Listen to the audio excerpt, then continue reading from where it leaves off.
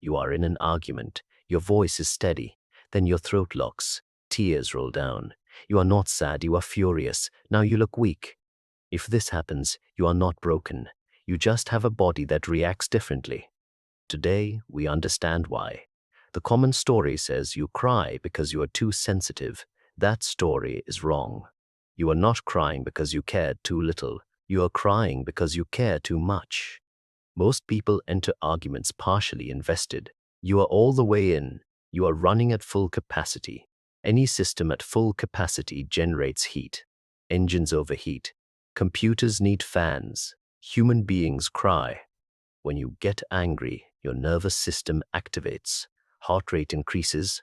Body prepares for action. This is useful, but if activation stays too high, it becomes dangerous. Your body knows this, so it has a regulator. When you run hard, your body sweats to cool down. No one watches a runner sweat and thinks they are weak. Angry crying is emotional sweating. Your body detects internal pressure too high. It triggers a cooling response. Tears are the visible result. You are not breaking down. You are cooling off so you can stay in the conversation. Your tears also send a signal. Research shows human tears contain chemicals that affect others. When someone sees tears, their testosterone drops. Aggression decreases. This is evolutionary. Your body does not know you are in a work argument. It thinks you might be in a survival fight, so it tries to protect you. It sends a chemical message: lower aggression. Your tears are not a sign you are losing. They are your body trying to de-escalate. Now we talk about what to do. Understanding helps. But you also want control during conflict. One thing first. When you are mid-cry, your thinking brain is partially offline. You may forget every technique. That is normal. Just pick one tool. Master that one. Heat rising, but other person has not noticed. Tears not visible yet. Tilt your chin up. Look at the ceiling. Looking down signals emotion. Looking up signals alertness. This mechanical shift can hold tears back. If that does not work, wake up logic brain. Emotional center and thinking center share blood supply. They work like a seesaw. Force your thinking brain to work. Do math. Count backward from 100 by sevens. Hard to stay emotional while subtracting. If wave is too strong, anchor in the room. 5 things you see, 4 you can touch, 3 you hear, 2 you smell, 1 you taste. This pulls you back to physical world. Sometimes invisible tools are not enough. Tears about to break through. You need to leave briefly. Say this: I'm going to grab water. I will be right back. This is strategy. When you get water, take slow sip. Swallowing relaxes throat muscles. Shake out hands to release adrenaline. Take 60 seconds. Return on your own terms. Hardest scenario. Tears already falling. Other person staring. Shame rising. Do not apologize. Do not say sorry. That signals you did something wrong. You did not. Name what is happening. Say, these are tears of frustration, not sadness. I am still here. This asserts you are still in charge. Your biology is reacting, but you are still present, still speaking. Dignity in that. To cry and keep going is not weakness. Over time, this gets easier. But moments will come when tears are too fast. That is okay. Your body is doing what it evolved to do. Do not add shame to the moment. First arrow is tears. Second arrow is story you tell about them. Drop the second arrow. Your depth of feeling is not flaw. It is same engine that gives you empathy, passion, ability to care deeply. You are not weak. You are a high-performance system that sometimes runs hot. Next time you feel prickle behind eyes, remember what is happening.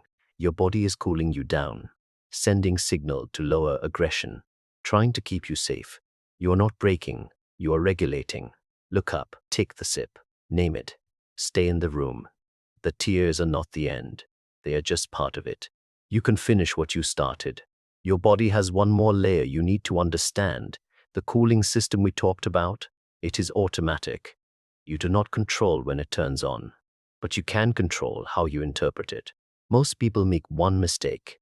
They fight the tears. They squeeze their eyes tighter. They hold their breath. They try to force it back down. This makes everything worse. When you fight a physical response, you activate more stress. Your body now has two problems: the original anger and your panic about crying. Pressure doubles. Tears win every time. The better approach is acceptance, not resignation. Acceptance. You notice the tears without judging them. You keep talking. You keep making your point. The tears become background noise instead of the main event. This is harder than it sounds because the other person is watching. You feel their judgment, but their judgment is often not what you think. People do not know what to do with a crying person. It makes them uncomfortable. That discomfort is not weakness on your part. It is their problem. Let them sit in it. Keep going. There is a specific phrase that changes everything in this moment. Say it exactly like this: I am still listening. Keep going. That is it. 4 seconds. You just told them you are present. You are not crumbling. You want resolution. The tears become irrelevant. If you cannot speak yet, use one word: nod. Say go on. Short sounds are easier when your throat is tight. The act of speaking at all signals your thinking brain is still online. Now let us talk about what happens after. The argument ends. You are alone. The shame arrives. You replay every second. You convince yourself they think less of you. Stop that replay immediately. It is fiction. What actually happened is you stayed in a hard conversation while your body did something unexpected. That is not failure. That is stamina. Most people leave when emotion rises. They walk out. They shut down. They ghost. You stayed. You finished. That counts. One more thing about after. Drink water. Not because of the tears, because anger dehydrates you. Your body just burned through resources. Cold water helps your nervous system settle. 5 minutes of quiet. Then decide if you need to revisit anything from the conversation. Sometimes you will realize you were right. Sometimes you will see their point. Sometimes it is both. You cannot make that call when your system is still hot. Wait. If you want to send a message later, keep it simple. Do not apologize for crying. Say what you actually want to say about the issue. Pretend the tears never happened, because to the conversation that matters, they did not. The other person remembers what you said, not how your voice sounded, not the moisture on your cheeks. The content, the point, the resolution, that is what lasts. There is a category of people who cry angry more than others. You might be one of them. If you are, it is not random. It follows a pattern. People who cry during conflict share one trait. They process emotions with their body, not just their mind. Some people feel anger in their thoughts. They narrate it. They analyze it. You feel anger in your chest, your throat, your eyes. The sensation comes first. The thought comes second. This is not better or worse. It is just a wiring difference. But it means your body needs different tools. If you are this type, the math hack from earlier works well. So does looking up. But you also need something else. You need to discharge the physical pressure before it builds too high. In the middle of an argument, if you feel the wave coming, shift your weight, move your feet, take one small step to the side. This tiny movement interrupts the freeze response. Your body realizes it is not trapped. It can move. That alone can drop the pressure. If you are sitting, shift forward in your chair. Change your posture. Open your chest slightly. Closed posture signals threat to your nervous system. Open posture signals safety. You are tricking your body into calming down. Some people need to warm their hands. Cold hands mean your blood is pulled to your core. That is a threat response. Rub your hands together. Warm them. This tells your body you are safe enough for blood to return to extremities. These are not distractions. They are physical resets. Your body speaks a language of sensation. You have to answer in that same language. Words alone will not reach it when the wave is high. Now let us address something darker. Some of you cry during conflict because you were trained to, not intentionally. But somewhere in your past, crying became your only safe exit. Maybe you grew up in a house where you could not fight back, where anger was punished, where the only thing that stopped the attack was tears. If that is you, your body learned a survival pattern. Tears equal safety. Tears make it stop. That pattern is still running today, even though the original threat is gone. This is harder to undo, but awareness is the first step. When you cry now, ask yourself, am I crying because I am overwhelmed? Or am I crying because my body thinks this will protect me? If it is the second one, you have to teach your body a new pattern. You stay in the room after the tears. You finish the conversation. You show your body that conflict can end without you shutting down. It takes time, but it works. One final layer. There is a difference between crying and sobbing. Crying is tears. Sobbing is loss of breath control. If you are sobbing, you cannot speak. You cannot breathe steadily. You have tipped over the edge. If this happens, stop trying to talk. Put your hand on your chest. Feel your heartbeat. Breathe in for 4 counts. Hold for 4. Out for 4. This is not a meditation. It is a mechanical reset.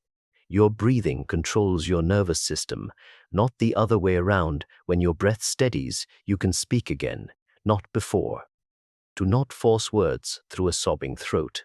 It makes it worse. Just breathe. Nod if you need to acknowledge them. Then return when your body is ready. You are not weak for needing this pause. You are smart for taking it. You now have the tools. But tools without timing fail. Let us compress everything into one sequence you can run in real time. Moment 1. You feel the prickle. Before tears form, look up, tilt chin slightly, hold it, keep talking. Moment 2. Prickle continues. Heat rising. Start math. 100 minus 7. 93. 86. Keep going until you feel shift. Moment 3. Tears starting. Voice cracking. Say water break line. Leave room. 60 seconds only. Sip slowly. Shake hands. Return. Moment 4. Tears falling. Too late to hide. Do not apologize. Say, these are tears of frustration. I am still here. Keep talking. Moment 5. Sobbing. Cannot speak. Hand on chest. Breathe 4 counts. Wait for steadiness. Then return to conversation. That is the whole sequence. 5 moments, 5 responses. You do not need more. Now let's talk about prevention, not during conflict. Before. You can lower how often this happens by changing what happens in the hours before a hard conversation. If you know you have a difficult talk coming, do not go in depleted. Lack of sleep lowers your threshold. So does hunger. So does caffeine on an empty stomach. Your nervous system is more reactive when your body is already stressed. Eat something with protein before, not sugar. Sugar spikes, then crashes. Protein stabilizes. Drink water, not coffee. Coffee activates the same system that makes you cry. You want calm, not alert. Arrive early. Sit in the room alone for 2 minutes. Let your body adjust to the space. This sounds small. It is not. Your nervous system needs time to register safety. Walking in and starting immediately keeps you in high alert. During the conversation, notice your feet. Are they planted? Are you leaning forward? Leaning forward signals aggression to your body. It also signals threat. Lean back slightly. Plant feet flat. This posture alone lowers cortisol. If the other person is loud, match their volume at first. Then lower yours gradually. They will follow you down without noticing. Loud voices trigger your threat response. Lower volume signals safety to both of you. If they interrupt you, do not fight for the floor. Stop. Let them finish. Then pause 2 seconds before speaking. That pause tells your nervous system you are not in a fight. You are in control. You do not need to rush. One last thing. You will fail at some of this. You will forget the math. You will cry before you look up. You will apologize. That is part of the process. When it happens, do not add shame. Just note it. Next time you will remember 1 second earlier. That is progress. Your body learned this pattern over years. It will take time to learn a new one. Be patient with the process. The goal is not to never cry. The goal is to cry and still be present. To cry and still make your point. To cry and still be taken seriously. You can do that. People do it every day. They cry in boardrooms. They cry in negotiations. They cry in arguments with their partners. And then they finish what they started. The tears did not stop them. The tears just slowed them down for a moment. Then they kept going. So will you?